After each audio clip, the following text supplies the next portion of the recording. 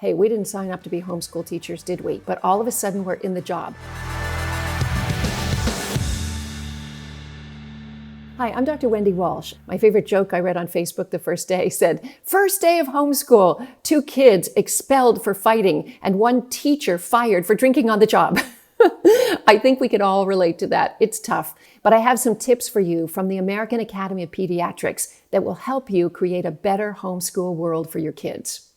Number 1, create a schedule. Involve your kids in keeping that schedule. Don't be too strict with it, but use it as best you can to keep them stable and organized. Number 2, communicate regularly with teachers and schools. It's hard for small children especially to monitor everything going online. Online learning is very difficult for small kids, so be in the loop, get copies of those emails, ask questions about assignments, and be an overseer to some degree. Even teenagers might need this. Number 3, teach your kids to use social media for good.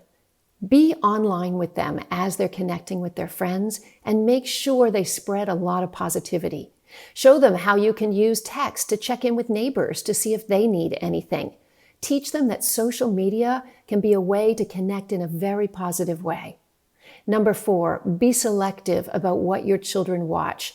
This is not the time for a marathon of scary movies on scary movie night, nor is it the time to have them exposed to news 24/7. So keep the TV off as much as you can. And for your own mental health, check in twice a day. That's it, whether it's online or turning on the TV for a few minutes. But don't be bombarded with negative news all day long. Number 5, adjust your expectations when it comes to getting your own work done. If you find yourself screaming at your kids, "I'm working! Get out of my way, I'm working!" You need to lighten up a bit. This is hard for everybody, and especially the little minds in your house. Take work breaks or involve your kids. Every day is bring your child to work day these days. Show them what you're doing. There's some great teaching moments in what you're doing on your computer. And finally, number 6, create some space for families to talk. Maybe it's during dinner time conversation where all phones and media go off. You don't need to be reminded about that, right? And you talk about worries, fears, and also remember to end the conversation with something positive. I always like to ask my kids, when this is over, what's the first thing you're going to do?